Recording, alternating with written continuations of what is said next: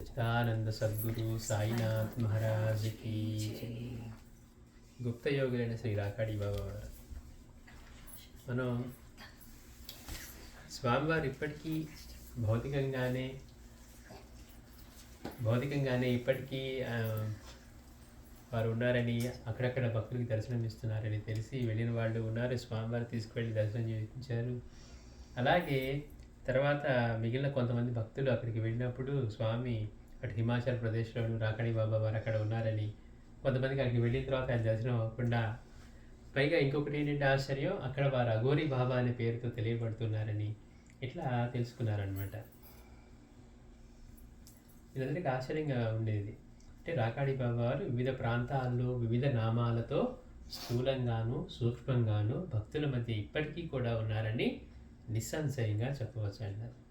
అట్లనే దీనికి మరో తార్కాణం అన్నట్లుగా 2007లో చూడండి, ఇప్పుడు 2007 స్వామివారి సమాధి అనంతరం 2007లో ఫిబ్రవరి 20వ తేదీన మరొక సంఘటన జరిగింది. బహుశా ఈ సంఘటన వారు ఉన్నారా లేదా అనుమానం గల భక్తులకు ఒక కనువిప్పుగా పరిణమిస్తూ ఉండవచ్చు. అంటే వారు స్వామివారు ఇంకా ఇప్పుడు రాకాడి బాబా వారు ఇంకా ఉన్నారా లేదా, లేకపోతే వారు కూడా చైతన్య స్థితి పొందారా, ఇట్లాంటి అనుమానాలు ఎంతోమందికి ఉంటాయి. దాని గురించి చెప్తూ 2007లో జరిగిన సంఘటన చెప్తున్నారు.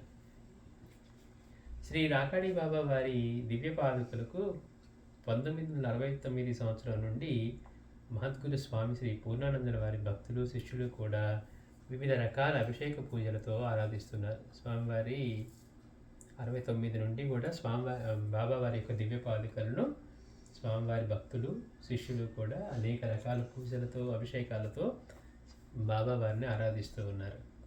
ఈ దివ్య పాదుకలు ఇప్పటికీ కూడా సున్నిపెంటలోని శ్రీ పూర్ణానందుల వారి ఆశ్రమంలో భక్తులు దర్శించవచ్చు. అయితే గత 13 సంవత్సరాల నుండి అనుదినము ఆ దివ్య పాదుకలకు అభిషేక పూజలు చేసేందుకై మహాభాగ్యం కలిగిన స్వామివారి శిష్యులైన రామచంద్రమూర్తి శివ, శ్రీమతి భారతీ దంపతుల పెద్ద కుమారుడు శ్రీధర్, అంటే స్వామివారు చెప్పేవారు కదా, అది ఒక బ్రాహ్మణ కుటుంబం వస్తుంది అని, వాళ్ళ అబ్బాయి అయినటువంటి ఈ శ్రీధర్కు 2007వ సంవత్సరం మహాశివరాత్రి అనంతరం అమోఘమైన ఒక దివ్య అనుభవం కలిగింది. ఆ రోజు కూడా, అంటే ఫిబ్రవరి, ఎప్పుడు ఇది 2007లో ఫిబ్రవరి 20వ తేదీ మంగళవారం నాడు అతను ఎప్పట్లాగే బాబా వారి పాదుకలకు బాబా హాల్లోని అభిషేక పూజలు చేశాక ధూప దీప నైవేద్యాలు సమర్పించిన తర్వాత అక్కడి నుండి బయటికి వచ్చాడు. అంటే రోజు అతను కొన్ని సంవత్సరాల పాటు శ్రీధరే లోపల బాబావారి పాదుకలకు పూజ అభిషేకాలు అవన్నీ చేస్తున్నారట. సరే, ఒకసారి మహాశివరాత్రి అనంతరం 2007 సంవత్సరంలో అది నీకు ఒక అద్భుతమైన దివ్యానుభవం కలిగిందని చెప్తూ ఫిబ్రవరి 20వ తేదీ మంగళవారం నాడు ఎప్పట్లాగే బాబా పాదుకలకు పూజ అభిషేకము ధూపదీప నైవేద్యాలు అన్నీ సమర్పించి అక్కడి నుంచి బయటికి వచ్చాడు. అప్పటికే మధ్యాహ్నం 1 గంట అయింది. ఆ తర్వాత అతను ఆశ్రమం బయటనున్న విఘ్నేశ్వరునికి పూజలు చేసి ఆ పూజా సామాగ్రులను ఎప్పట్లాగే బాబా హాలుకు అనుబంధంగా ఉన్న గదిలో పెట్టడానికి వెళ్తూ ఉండగా అతని దృష్టి బాబా వారికి నైవేద్యంగా పెట్టిన ఆ పళ్ళెం పైన పడింది. అంటే అప్పుడు అంతా పూజ చేసి నైవేద్యం పెట్టి బయటకు వచ్చేసాడు. బయటకు వచ్చి తర్వాత అక్కడ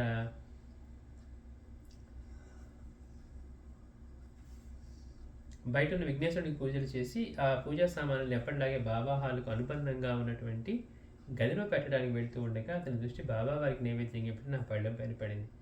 సామాన్యంగా శ్రీధరు బాబా వారికి నైవేద్యం సమర్పించిన తర్వాత నంపి భార్య భువన కానీ బాలరెడ్డి భార్య రమాదేవి కానీ ఆ నైవేద్యాన్ని తీసుకువెళ్ళి ఆ వంటకాలలో కలిపిన తరువాతనే భక్తులకు భోజనం వడ్డించేది. అంటే తర్వాత తీసుకువెళ్ళి అక్కడ కలుపుతారు. అయితే ఆ రోజు అలా ఆ నైవేద్య పట్టం ఇంకా అక్కడే కనపడేసరికి శ్రీధర్ తాను తిరిగి వెళ్ళేటప్పుడు ఆ నైవేద్యాన్ని తీసుకువెళ్ళాలనుకున్నాడు. ఇంకా వాళ్ళు తీసుకువెళ్ళి అక్కడ ప్రసాదం కలపలేదు భక్తులకి, కనుక తను అది లోపల పెట్టేసి వెళ్ళేప్పుడు తీసుకువెళ్దామని శ్రీధర్ అనుకున్నాడట. కానీ పూజ సామాన్లు గదిలో పెట్టి ఆ విషయాన్ని మర్చిపోయి బాబా హాల్కు తాళం వేసి భోజనం చేసేందుకు అన్నపూర్ణాలయానికి వెళ్ళాడు. అనుకున్నాడు కానీ మళ్ళీ మర్చిపోయాడు. లోపలికి వెళ్ళి వచ్చేసి బాబా హాల్కి తాళం వేసేసి అన్నపూర్ణాలయానికి వెళ్ళాడు. అయితే అతను అక్కడికి వెళ్ళేసరికి ఆశ్రమ సేవకులు అతని కొరకు మళ్ళీ అన్నం వండుతున్నారు. అప్పటికే సమయం 2 గంటలు దాటింది. ఆకలితో అలమటిస్తున్న శ్రీధర్కు అప్పుడు బాబా హాలలో నైవేద్యం గుర్తుకు వచ్చింది. వెంటనే అతను తాళపు చెవి తీసుకొని బాబా హాల్ తెరిచి ఆ నైవేద్య పళ్ళాన్ని 2 చేతులతో తీసుకువెళ్ళాడు.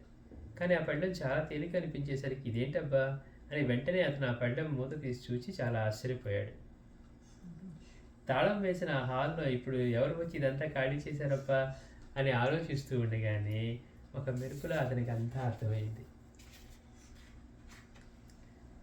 అప్పుడు అతను ఆనందం పట్టలేక ఇన్ని సంవత్సరాలుగా నిష్కామంగా చేస్తున్న తన అభిషేక పూజలకు తమ పరమ గురువులైన శ్రీ రాకాడి బాబా వారు ప్రసన్నులై ఈ రోజున తనను ఈ విధంగా అనుగ్రహించాలనుకుని ఉండవచ్చు. నీకు శతకోటి ప్రణామాలు తండ్రి, నా ఈ జన్మ ధన్యమైంది అని అతను అనుకున్నాడు. అక్కడి నుంచి రోజు తీసుకెళ్ళి కలుపుతారు కదా ప్రసాదం, తీసుకువెళ్దాం అనుకున్నాడు, మర్చిపోయాడు, తాళం వేశాడు. అప్పటికి ఇంకా అక్కడే ఉంది. కానీ తాళం వేసి వెళ్ళిన తర్వాత అక్కడికి వెళ్తే అన్నపూర్ణాలయంలో మళ్ళీ ఇతని కోసం వంట చేస్తున్నాడు. అంటే అయిపోయి ఉండొచ్చు 2 గంటలు అయ్యేసరికి. అదే బాగా ఆకలిగా ఉంది, సరే బాబావారి ప్రసాదం లోపల ఉంది కదా తీసుకొద్దాం అని చెప్పి వెళ్ళి తీసుకొని ఆ ప్లేట్ తీసుకొని వస్తుంటే ప్లేట్ చాలా తేలిగ్గా ఉందట. తీరా తీసి చూస్తే ఖాళీగా ఉంది. అంటే మామూలుగా కప్పు ఇస్తారు కదా, అట్లా అతను ఇంకా ఆనందపడిపోయాడు. అంటే ఇంతకాలంగా నిష్కామంగా పూజ చేస్తున్నందుకు బాబావారు తాను సమర్పించినటువంటి ఆ నైవేద్యం స్వీకరించి తనకి అట్లాంటి దివ్యమైన అతన్ని అనుగ్రహించారు అని ఎంతో సంతోషపడిపోయాడట. ఆ పడేలో చూస్తే ఒక గిన్నెలో సగం వరకే సాంబార్ మిగిలి ఉన్నది, కూరలు పచ్చడి ఏవి మిగలలేవు. పెరుగు గిన్నెలో అయితే కొంత పెరుగు మిగిలి ఉన్నది, అన్నం అయితే అక్కడక్కడ 3 మెతుకులు మాత్రం మిగిలి ఉన్నాయి. అంతే, ఇక శ్రీధర ఆశ్చర్యానికి అంతులేదు. అతను వెంటనే ఆర్తితో ఆ 3 మెతుకులను తమ పరమ గురుదేవుని యొక్క మహాప్రసాదంగా భావించి నోట్లో వేసుకున్నాడు. బాబావారి యొక్క లీల విన్న భక్తులందరూ తమ పరమ గురుదేవుల మహత్యాన్ని కొనియాడమే కాక వారు ఇప్పటికీ కూడా తమ మధ్యనే ఉన్నారు అని మరొకసారి కూడా అర్థం చేసుకున్నారు. అప్పటికి వాళ్ళ ఆనందాన్ని ఎలా వర్ణించాలి? అయితే ఇందులో మరొక సూక్ష్మార్థం కూడా దాగి ఉన్నది. అదేంటంటే తాము సూక్ష్మ రూపంలో ఉండి కూడా స్థూల రూపంగా ప్రవర్తించగలరని. సూక్ష్మ రూపంలో ఉన్న స్థూల రూపంలో అంటే ఆ ప్రవర్తన ఎట్లా చక్కగా స్వామి అక్కడ బాబావారు వచ్చి అక్కడ భోజనం స్వీకరించడం ఇవన్నీ కూడా. అట్లనే రాజమండ్రిలోని తుమ్మలాప వాస్తవ్యులు ఆర్యాపురం కోఆపరేటివ్ బ్యాంక్లో ఉద్యోగం చేసిన కె విశ్వనాథం.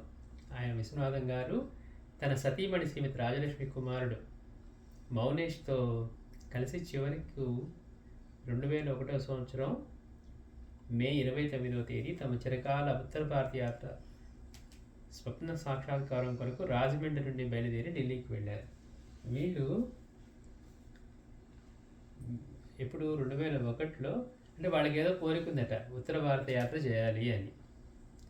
సరే రాజమండ్రి నుంచి బయలుదేరి ఢిల్లీకి వెళ్ళారు. ఆ తర్వాత విషయాన్ని విశ్వనాథం గారు వివరిస్తున్నారు. అక్కడ విచారించగా ప్రస్తుతం గంగోత్రికి యమునోత్రికి టికెట్లు లేవు, కానీ ఒక వారం ప్యాకేజ్ చూడికైతే కేదార్నాథ్, బద్రీనాథ్ వీటికి టికెట్లు అని తెలిసి మేము ఆ టికెట్ తీసుకున్నాం. అంటే ఏదో నార్త్ ఇండియా టూర్ వెళ్ళాలి, అక్కడ ఉన్న క్షేత్రాలన్నీ చూడాలి వీళ్ళు వెళ్ళారట. సరే అక్కడికి వెళ్ళిన తర్వాత వీళ్ళు అనుకున్నటువంటి గంగోత్రి, యమునోత్రి ఇటువైపు చూడడానికి వెళ్తే టికెట్లు లేవు, కానీ కేదార్నాథ్కి, బద్రీనాథ్కి టికెట్లు అని చెప్పి ఒక వారం రోజుల ప్యాకేజ్ టికెట్స్ ఉంటే అవి తీసుకున్నారట. అయితే ప్రయాణానికి ఇంకా 4 రోజులు ఉందనగా ఆ సమయం వృధా చేయకుండా జైపూర్ పుష్కరిణి, అజ్మీర్ దర్గా వంటి కొన్ని పుణ్యక్షేత్రాలు సందర్శించి ఒక శుక్రవారం రాత్రి 10 గంటలకు మేము ఢిల్లీ నుండి కేదార్నాథ్కు ప్రయాణమయ్యాం. అక్కడ స్వామివారి దర్శనం ఇవ్వాలని మేము వేడుకుంటూనే ఉన్నాం.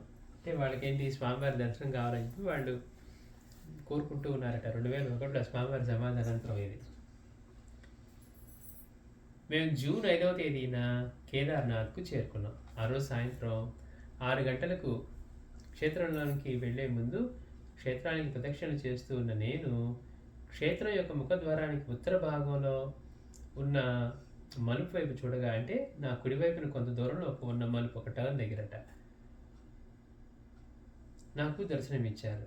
ఆనంద ఆశ్చర్యాలకు నేను వెళ్ళి వారికి దక్షిణ సమర్పిస్తుండగా వారు అది క్రింద పెట్టమని సంజ్ఞ చేశారు.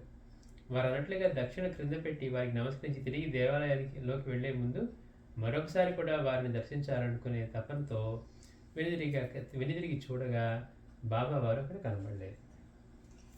చూడండి ఎంత గమ్మత్తు. అక్కడ కేదార్నాథ్లో దర్శనం ఇచ్చారట. వెంటనే నేను పరిగెత్తుకుని వెళ్ళి అక్కడంతా చూశాను, కానీ వారు అప్పటికే అదృశ్యులయ్యారు. నా భార్య మా అబ్బాయి ముందే గుడిలోకి వెళ్ళారు కనుక వాళ్లకు బాబా వారిని దర్శించే భాగ్యం కలగలేదు. కానీ స్వామివారి దర్శనం కోరుకున్న నాకు మన పరమగురు దర్శన భాగ్యం కలిగినందుకు నాకు ఎంతో ఆనందం కలిగింది. అంటే వారు ఇప్పటికీ కూడా సంచరిస్తూ ఉన్నారు, పిలిస్తే పలుకుతూ ఉన్నారు.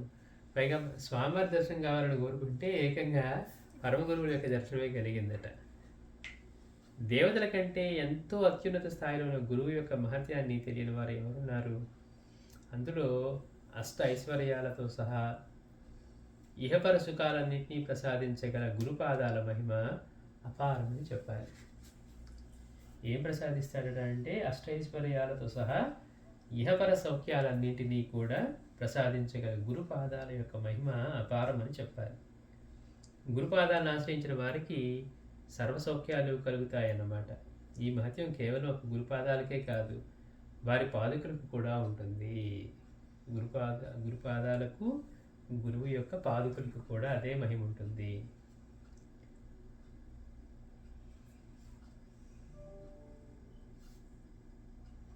ఇంకా చెప్పాలంటే ఆ పాదుకలనే కాదు, ఆ పాదుకల అభిషేక జలానికి కూడా శక్తి ఉందని నిరూపిస్తున్న ఒక సంఘటన మనం ఇప్పుడు చూద్దాం. గురుపాదాలు, గురువు యొక్క పాదుకలు, ఆ పాదుకల యొక్క అభిషేక జలం.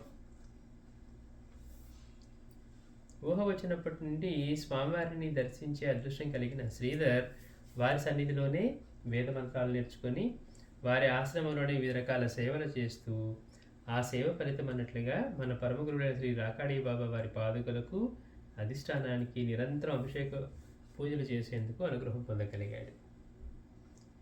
పైగా బాబా వారి సజీవ దర్శనంతో పాటు మరెన్నో దివ్యానుభూతులు కూడా పొందే భాగ్యం అతనికి కూడా కలిగింది.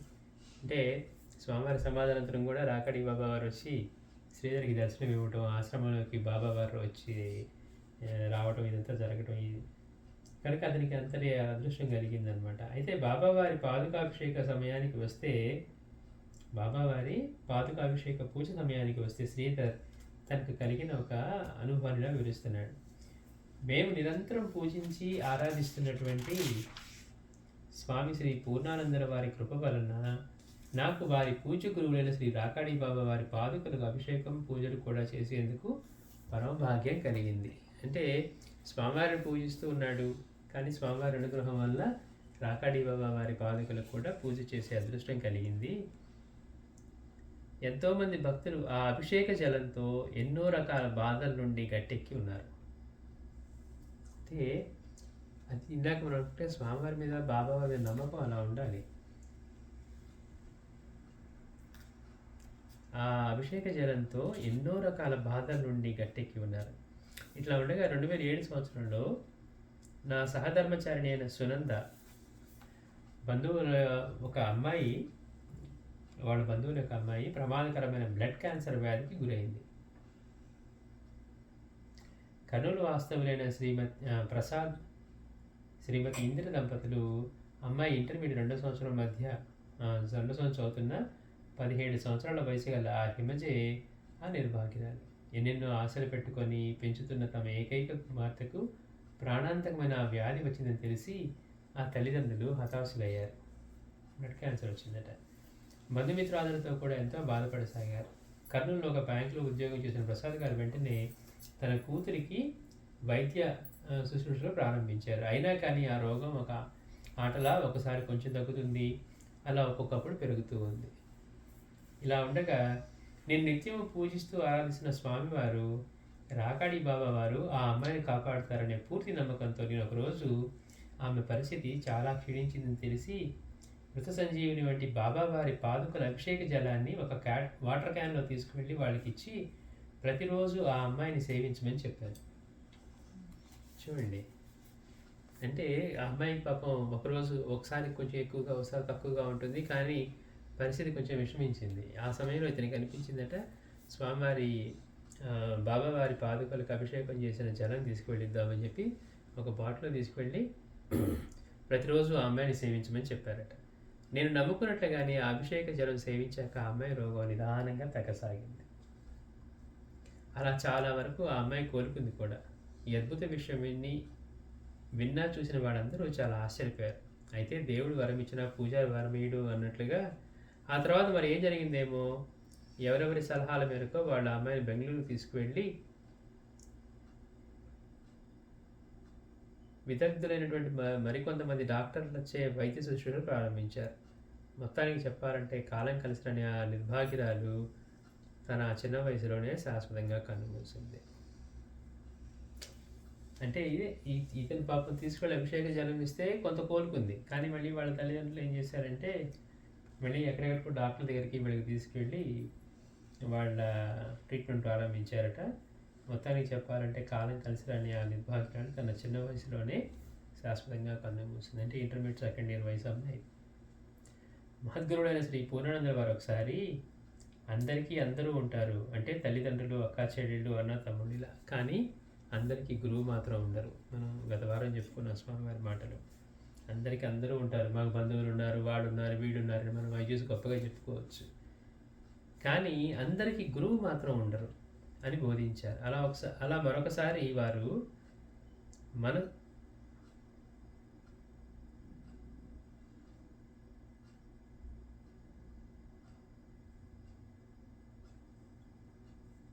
మనస్ఫూర్తిగా నేను విడదీసి రాశాను. మనస్ఫూర్తిగా ఒకరు కనుక నన్ను గురువుగా ఎన్నుకుంటే వారికి నేను గురువును అవుతాను, వాడు నాకు శిష్యుడు అవుతాడు అని అన్నారు. అంటే మనస్ఫూర్తిగా ఎవరన్నా కనుక నన్ను గురువుగా ఎన్నుకుంటే నేను వారికి గురువును అవుతాను, వారు నాకు శిష్యుడు అవుతారు అని అన్నారు.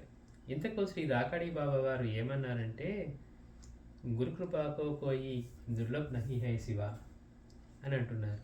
అంటే గురు ప్రాప్తి కలిగిన వాడు, గురువుని ఎన్నుకున్నవాడు పరమ భాగ్యశాలి అని అర్థం. అలాంటి వారికి ఆ చలని గురునీడ సర్వదా ఉంటుంది.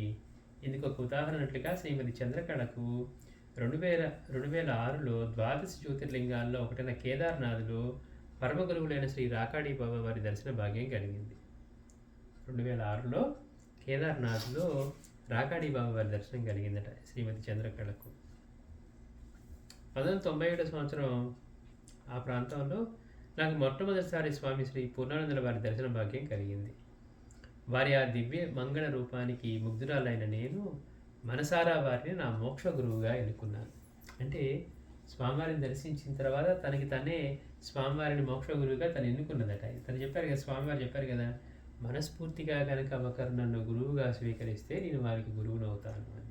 అట్లాగే స్వామివారి దివ్యమంగళ రూపానికి ముగ్ధురాలనే నేను మనసారా వారిని నా మోక్ష గురువుగా ఎన్నుకున్నాను. కనుక నేను వీలైనప్పుడల్లా వారి దర్శనానికి వెళ్ళేదాన్ని.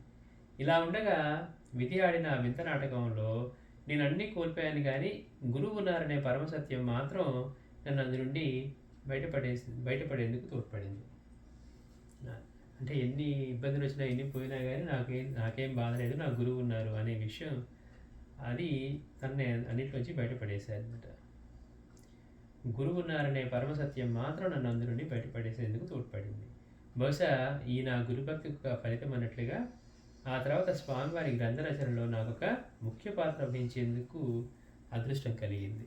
అంటే ఇప్పుడు సాయిదాస్ గారి దగ్గర ఆశ్రమం నిర్వహిస్తున్న చంద్రకళ గారు.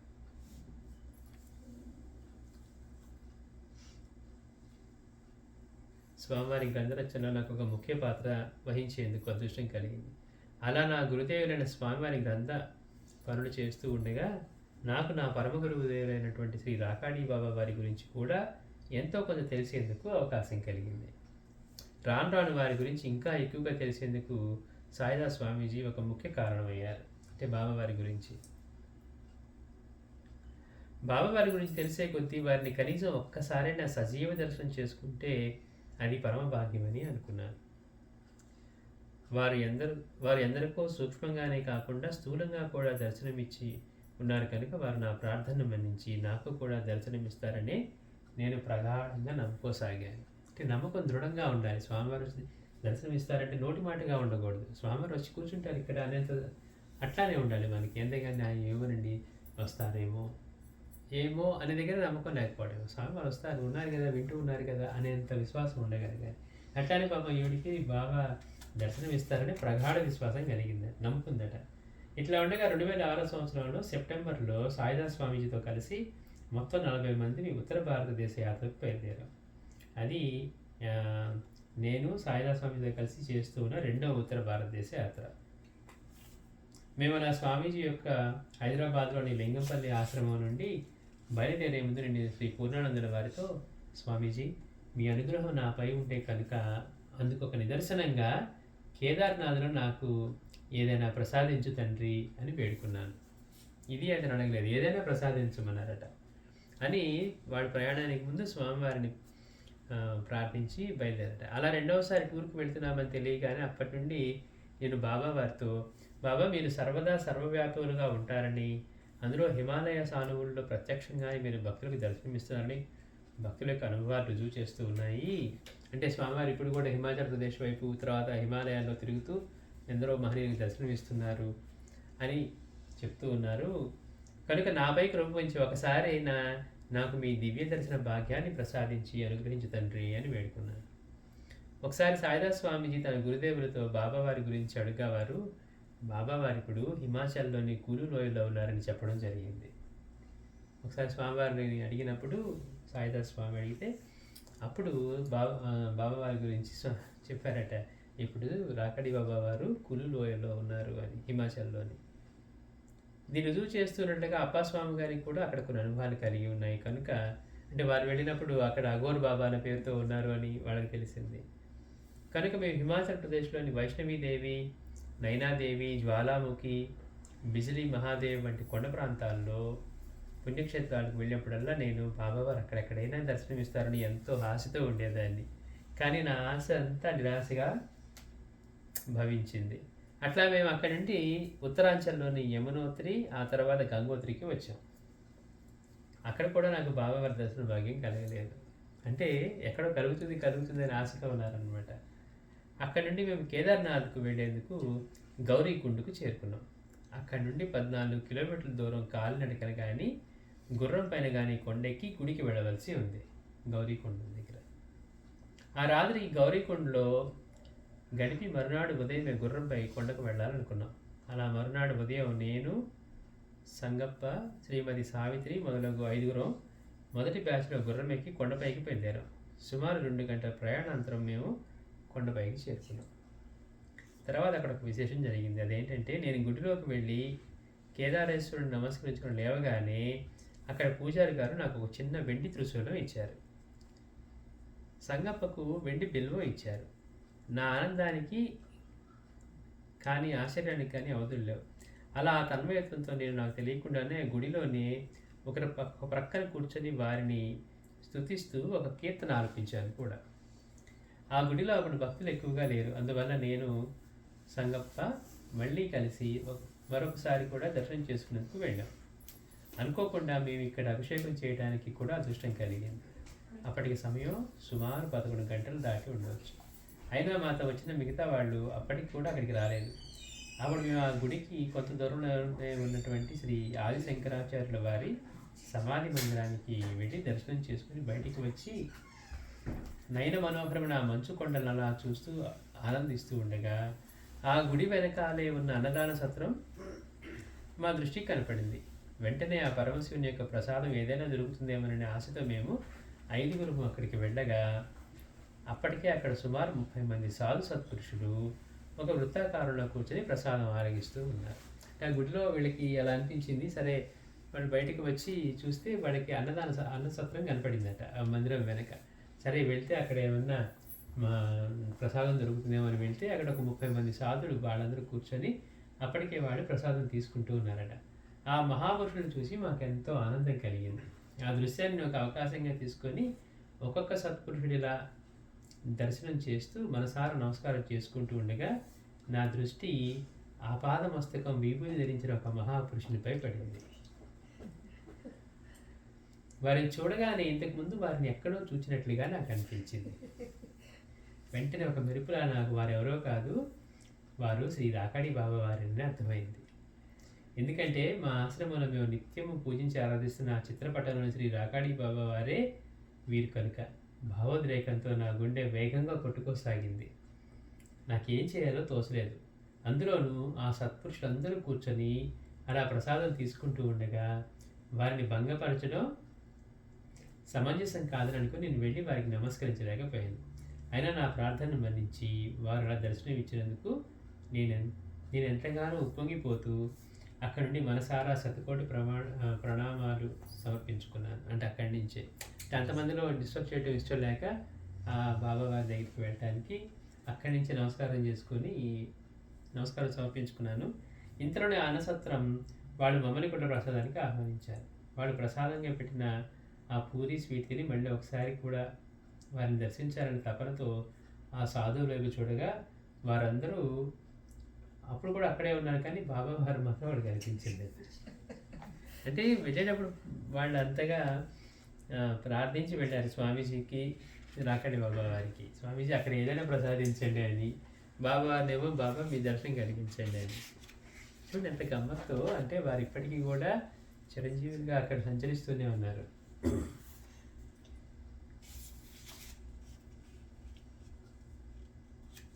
ఇది చంద్రకళ కలిగిన బాబావారి యొక్క ప్రత్యక్ష దర్శనం లీలైతే, బాబావారి ఆశ్రమంలో జరిగిన ఈ లీలను చూడండి. ప్రస్తుతం బాబావారి సతీ అనసూయ ఆశ్రమం మహారాష్ట్రలోని లోనావాలా వాసులైన కమలాకర్ అని పేరు ఒక సాధకుడు ఉన్నాడు. ఇతను కొంతకాలం తిరుపతిలో సాధన చేస్తూ ఉండటం వల్ల భక్తులు ఇతని తిరుపతి స్వామిని కూడా పిలుస్తూ ఉంటారు. ఈ స్వామిగారు మొట్టమొదటిసారి 2006 సంవత్సరం జనవరి నెల నుండి జూలై వరకు ఆ అనసూయ ఆశ్రమంలో గడిపాడు. అప్పుడు ఒకరోజు రాత్రి అతను ఎప్పట్లాగే ఆశ్రమం లైట్లన్నీ ఆర్పేసి నిద్రపోయారు. అయితే మధ్యరాత్రి ఏదో ఒక శబ్దం వినబడటంతో అతను లేచి చూస్తే ఆశ్రమం లైట్లన్నీ వెలుగుతున్నాయి. అది చూసి అతనికి చాలా ఆశ్చర్యం కలిగింది. చిన్న ఆశ్రమం కదా ఇప్పుడు ఉన్నది అక్కడ, సరే అది అన్ని లైట్లు ఆపేసి ఇప్పుడు అక్కడే ఉంటారు తిరుపతి స్వామి అని మనం చూస్తే వీడియోలో కూడా అక్కడ ఉన్నారు. సరే నేను లైట్లన్నీ ఆపేసి పట్టుకొని చూస్తే కొంచెం శబ్దమైందట. లేచి చూస్తే లైట్లన్నీ వేసి ఉన్నాయట. అతను చూసి అతనికి చాలా ఆశ్చర్యం వేసింది. చుట్టుపక్కల చూస్తే అక్కడ ఎవరు లేరు. అయినా గొళ్ళెం పెట్టి ఉన్న ఆశ్రమానికి ఎవరు ప్రవేశించే ప్రసక్తి లేదు. మరి ఈ లైట్లన్నీ ఎలా వెలిగాయి, ఎవరు వెలిగించారేమో అది ఆ భగవంతుడికి ఎరుక. 2006 సంవత్సరం నవంబర్లో అచ్చం ఇలాంటి మరొక లీల జరిగింది. ఇది ఇలాగైతే 2007 సంవత్సరం జనవరి 25వ తేదీన ఈ గ్రంథ రచయితకు మరొక విధమైన అనుభవం కలిగింది. అంటే సాయిదాస్ గారికి. ఆ రోజు ఉదయం మేము సాయిదాస్ స్వామి, తిరుపతి స్వామి ఇతను ఇప్పుడు చెప్పిన ఆయన 11 గంటల ప్రాంతంలో చోటే భగవాన్ గారి పిల్లల్ని కలవడం జరిగింది. మనం చోటే భగవాన్ అంటే ఆ ముగ్గురులో చిన్నవాడు అనమాట. చోటే భగవాన్ గారి యొక్క పిల్లల్ని కలవడం జరిగింది. ఆ పిల్లలు చెప్పిన మాటలను బట్టి చూస్తే ఆ రోజు మాకు చోటే భగవాన్ గారిని కలిసే అవకాశం కలుగుతుందని అర్థమైంది. కనుక మేము మళ్ళీ ఆశ్రమానికి తిరిగి వెళ్ళి ఆ మధ్యాహ్నం బాబావారి హోమగుండం వద్ద కూర్చొని వారి గురించి మాట్లాడుతూ అరుగుపైనున్న వారి పెద్ద ఫోటోను చూస్తూ, ఇంకా వీరి దయ స్వామివారు ఆదేశించినట్లుగా ఉన్నది ఉన్నట్లుగా వ్రాయారంటే మనం నేరుగా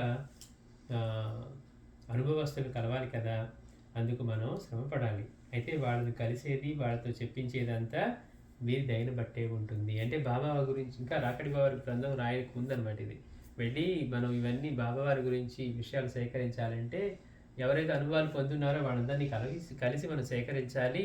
ఇదంతా కూడా ఎంతో శ్రమతో కూడిన పని కదా. అంతమందిని వెళ్ళి దర్శించి వాళ్ళతో మాట్లాడి వాళ్ళ దగ్గర సేకరించడం, ఏదైనా ఇదంతా కూడా అక్కడ బాబావారి ఫోటోని చూపిస్తూ అంతా బాబావారి దయే, ఆయన దయని బట్టే ఉంటుంది అని అంటుండగా బాబావారు ఆ ఫోటోలోంచి అతి మనోహరంగా చిరునవ్వు చిందించసాగారు. మొదటి నేను అంతగా పట్టించుకోలేదు. వారి గురించి మాట్లాడుతున్నందున అది నా యొక్క భ్రమ అని అనుకున్నాను. అయితే సూక్ష్మంగా మళ్ళీ పరిశీలించి చూడగా అది నా భ్రమ కాదని, వారు నిజంగానే నవ్వుతున్నారని అర్థమైంది. అంటే ఆ చిత్రపటంలో నుంచి రాగాడి బాబావారు నవ్వుతున్నారట. వారి యొక్క ఆ అతి మనోహరమైన నవ్వు నేను చేస్తున్న ఈ సేవకు వారి యొక్క అనుగ్రహం అని భావించి, అంటే వారి చేతులు రాస్తూ ఉన్నారు కదా, గ్రంథస్థం చేస్తున్నారు, వారి అనుగ్రహం భావించి నేను ఎంతగానో సంతోషించాను. వెంటనే నేను తిరుపతి స్వామితో, చూడు నాన్న, బాబావారు మన మాటలు విని ఎంతో మనోహరంగా నవ్వుతున్నారు, నీకు కూడా అలాగే కనిపిస్తున్నదా అని అడుగుగా అతను ఆశ్చర్యంతో, నిజమే స్వామి, బాబావారు నిజంగానే నవ్వుతున్నారు, వారు నాకు ఇలా ఎప్పుడూ కనిపించలేదు, ఎప్పుడు చూసినా వారు అలా గంభీరంగా కనపడతారే కానీ ఇప్పుడు మాత్రం చిరునవ్వు చిందిస్తూ అతి మనోహరంగా కనపడుతున్నారు అని చెప్పగా నేను చూడనా నిజం చెప్పు, నేనేదో అన్నానని నీకు అందుకు మతపాడు, మనకు కనపడిందండి మాకు కూడా కనపడింది కాబట్టి నేనేదో అన్నానని చెప్పి నాకు మతపాడుతూ నీకు నిజంగా అనిపిస్తుందా అని అడిగాడట. నా అనుమానం వ్యక్తపరచగా ఆయన నిజమే స్వామి, నిజంగానే వారు నవ్వుతూ కనిపిస్తున్నారు దృఢంగా అన్నారు. అలా బాబావారు చాలాసేపటి వరకు నవ్వుతూనే దర్శనమిచ్చారు. నేను ఆశించినట్లుగానే బాబావారి అనుగ్రహం వలన ఆ రోజు రాత్రి 8 గంటలకు మేము తిరుపతి స్వామి, కృష్ణ, నేను చోటే భగవాన్ గారిని కలిశాం. అది ఒక ఇల్లుని చెప్పడం కంటే ఒక దేవాలయం అని చెప్పవచ్చు.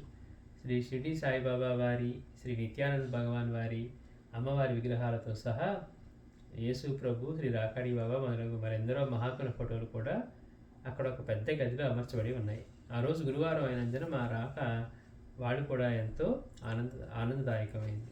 వాళ్ళు ప్రేమతో పెట్టిన భిక్ష స్వీకరించి ఆ రోజు రాత్రి 11 గంటల వరకు చోటే భగవాన్ గారు బాబావారి గురించి చెప్పిన, ఇంతకుముందు వివరించినటువంటి సంభ్రమాశ్రమైన ఎన్నో విషయాలు విని ఎంతో ఆనందించాం. అంటే ఇవన్నీ సేకరించే సమయంలో మొన్నటిదాకా మనం బడే బాబా గారి గురించి చెప్పుకున్నాం. అట్లాగే తర్వాత చోటే భగవాన్ కూడా కలిసి ఇంకా బాబా గారి గురించి వాటి గురించి ఎట్లా తెలుసుకుందాం అంటూ ఉన్నారు.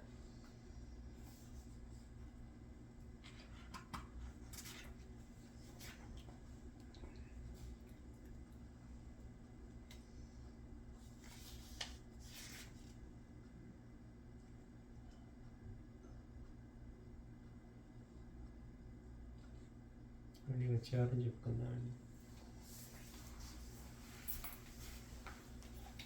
శ్రీ సచ్చిదానంద సద్గురు సాయినాథ్ మహారాజ్ కీ జై.